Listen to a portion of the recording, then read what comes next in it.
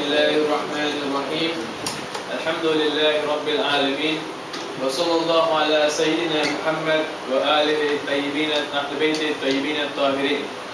أما بعد, respected Sheikh, my elders, brothers and sisters in Islam, Assalamu alaikum wa rahmatullahi wa barakatuh. I've already been introduced here. My name is Mohamed Kumail. I'm coming from Kuala Lumpur. Though originally not born and bred there, I'm originally from Kenya, but I moved here in Malaysia 12 years ago to pursue my tertiary education. But then my parents followed 6 months later, and now that actually was the start of the community, of our project community in Kuala Lumpur, Malaysia, in 2001. We represent, or rather I represent here on behalf of a community that is in Kuala Lumpur. Though we're not formally structured as an organization because of the regulatory conditions in Malaysia, however, we are known by the center whose name is Al-Mawaddat Center in Kuala Lumpur. And again, although by regulation we are not permitted to form an organization, but it is the Imam Barga, or the house of the Imam, that had no regulations to be followed, and that is why the name Al-Mawaddat Center is prevailing in Kuala Lumpur. Now I want to tell you a bit history about how Al-Mawaddat Center actually founded amidst all the challenges that are facing in Malaysia as far as our school of thought is concerned. Now firstly, basic thing is this, that in Kuala Lumpur, or rather throughout Malaysia, although our school of thought faces a great challenge in terms of practice, but as far as foreigners are concerned, we do not have a problem. So that's how we need to keep that in mind. Now, when our community started, we actually just do youth rather. Although I was there, one of them, and my family joined me, but we just had one more person, and that side of the community. And this was a youth. It was a student who used to study in an institution that was closer to mine, and hence we used to, even to gather for all religious occasions, we used to gather in our house. And that all went on from 2002 to 2003, when we had another 3 to 4 people who joined, and then became 5. And throughout, as more and more people from East Africa came to find out about our community, they started to send in more children. So by the time it was 2006, we had a large influx of students that joined in from East Africa, and also of course other places around the world. And this small youth numbers became a small youth community. And my mother started this holding of all occasions throughout the year, not just Asadari Muharram. Every single occasion in the year that we had, my mother started it at her house. And because we thought that it is important that our youth do not go astray, and hence we started out. We started in our house in 2003 and went on and on and on and on. When around 2006, 2007, we had about 22 people. Students, I'm talking about here students, and it was not just East African project community. We had Omanis coming to our house, we had Iranians, we had all kinds of people, all kinds of places. So these students came and talked to us and said, why don't we have our own center? Now that my home, my living room is getting incapacitated. So my father and started to think about it. That what can we do to assist this youth? Now, the thing I want to stress here is that it came from the youth who said, why don't we have a center? So that was actually the seed of Al-Mawaddat Center. The seed of Al-Mawaddat Center was actually planted by the youth. Now you see, a seed is something that I regard as a very valuable thing. Why? Because when you have a farm and you have a farmer, you have all the technologies that you can use to farm. You have the fertilizers, and you have a great amount of rainfall, but you won't have a plant. Why? Because you've not sowed the seed. If you just put in fertilizers and have enough rainfall, what do you get? You get weed. No, not the other type of weed that you smoke.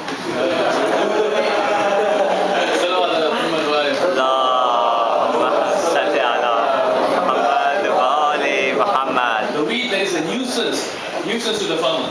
See? So I take the youth of our community as those seeds, who take that initiative to actually plant one. So that is how Al-Mawaddat Center came into place, and we had, from our place, we had a specially rented apartment that was undertaken so that this youth could now congregate and have our sessions together in a more bigger environment. Although it's just 3 floors away from my floor. But we again had some challenges because somebody from our own community went actually and complained to the government. So anyway, we had to face that challenge, and we got over it. How did we get over it? For about 1 year, we didn't have anything happen. So the youth again, see, we didn't have for 1 year nothing, no organization. So all the youth came back to my parents and asked us, what happened? What happened? Why can't we have our own kind of organization or kind of no? Why don't we have our own continue all our occasions? So my father was like, okay, now what should we do? So after pondering thought, we said, no, let's go now and take this bold step of going out to the government and asking them for permission. So my father went out and went to the Islamic organization in Kuala Lumpur and spoke to them, introduced about our community, about what we do, and we actually had a official written request to them. And after that, what happened? They called my father in for interview, or more like interrogation. So that time before my father went, he was like, oh my God, now what's going to happen, I don't want to end up behind bars. So, well, not literally, but what I'm saying is getting into kind of trouble or some kind of more suppression happens. We know what has happened in history. So he did tawakkul and he said, never mind, I need to do one hujjat, then we just do this hujjat. So he went in and he was questioned, what's your background, what is hujjat, what is the meaning of this and all that, because they know what Shia is. So after all that kind of thing, they went in and did a background research about us, and alhamdulillah, about a couple of weeks later, I opened the mailbox and it comes up with a letter which was in Malay. No, I can read Malay. So I opened the letter and I read it out and I straight away ran to my parents and like, hey, we got the permission.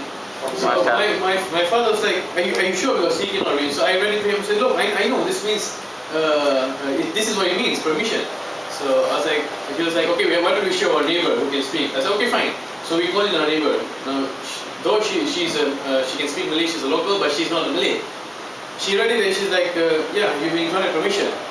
So still, my father did not have that satisfaction because it's very impossible. I mean, Kuala Lumpur, Malaysia. So what did we do? We went to Malay. We went to Malay, somebody who's speaking Malay, so we can directly translate what is the Malay letter. And he said, yeah, you've got permission. So that was in 2009. And as soon as we got that permission, we found it, or rather we went and looked for another location, and had this ready it out. We took it on rent, and we called it Al-Mawaddat Center. Now, of course, there's a meaning behind why we chose Al-Mawaddat, and of course that's because of Surah Shura, where Allah he tells the Holy Prophet to tell his people that, Bismillahirrahmanirrahim, قُلْ لَا أَسَلُكُمْ عَلَيْهِ إِجْرًا إِلَّا الْمَوَدَّةَ فِي الْقُرْبَى. So the love that we must have of Ahlul Bayt, we must keep in our hearts. So how do we have this? How do we keep this love? Is we carry that love with us. So that is why Al-Mawaddat Center is called so. Now a lot of activities that and everything that Al-Mawaddat Center, whenever it was done up, everything including the painting of the entire building, the sound system installation, everything was done by the youth. But alhamdulillah, right now, not only do we have the youth participating, but we have a lot of other families of the other people other India, Pakistan, and Yemeni or Omani families who have also now come in and joining and taking part into this Al-Mawaddat Center and the activities. But the important thing that I want to stress out that this is something that has been done by the youth and for the youth and for the community at large. One thing very good that we had last year was that one of our own youth who was a student studying in Malaysia from East Africa, he actually conducted throughout the Ashura of Muharram, he conducted the lectures. A young boy, schooling in college, but he was inspired by Sayyid Amar Naqshbandi. So he came on stage, he told me, and his father told me that, you please give him the chance to recite. I said, yeah, sure, why not? So we gave him the chance and he conducted all the Ashura majlis in English which are available at our website.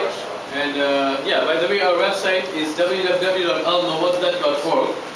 This website has will tell you everything about us, what we do, when we do it, and what we have done, and of course a lot more about education in Malaysia. What we also have is the Al-Mawaddat YouTube channel. So we have a channel for videos. So whatever videos that we record in Al-Mawaddat Center, actually we put it up on YouTube. And you will see, all the videos that you will see that it's the youth that are participating. from lectures, from recitations. We have small boys, for those with families, we have small boys who are actually conducting Nawha recitations, Marcia recitations, Adhan, and so on and so forth. So basically, we are very blessed to have youth today that are very much inspiring to advance and take our message and the love of Ahlul Bayt to a greater stage. What I have here basically is just a plain video showing our center from the inside. So if you just press next. Okay, this is the Gen section that we have at Al-Mawaddat Center. The capacity is almost about 70 to 80 personnel, and basically everything that you see there has been put up by the youth, maintained by the youth, and taken full advantage of by our youth. We have had the privilege of a few alims and zakirs who had actually come down to Malaysia visiting, and they happen to be there. I give you some few examples. Sheikh Ali Mansur Mian was present with us. Sheikh Saleh Kazwini had come down. In fact, Sheikh Saleh Kazwini had come down after visiting Singapore for the Ashura last year. We've had a few other scholars like Sheikh Safar Jafar, Sheikh Vaizadeh, who's one of the representatives of Ayatollah Shistani in Kuala Lumpur, and a few others, a couple of more others. Okay, can you just press next? Okay, this is the ladies section.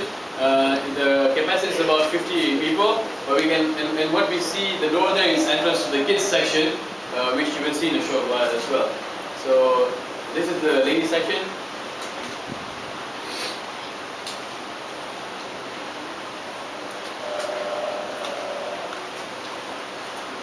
Can you press next? This is the kids section. Basically, we have put up all the small information about Islam and pictures about the message of Karbala in the paintings. All these paintings were done by one of the ladies of the community who is an artist by profession. So she painted all these drawings.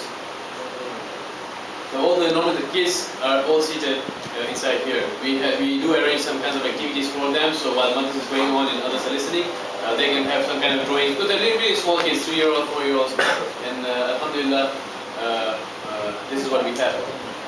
I do not have any, in this presentation, I did not have any photographs or videos of our actual activities going on, but feel free. In fact, I purposely did not do it because I want you to go down and log on to our website, log on to our YouTube channel, and you will see what we have done, what we're doing. So please, next time if you're visiting Kuala Lumpur, know that we are here and our doors are open, so please do visit us at www.almawaddat.org by online, but physically please do visit us at our center. Sallu ala Muhammad wa ala Muhammad. Any questions?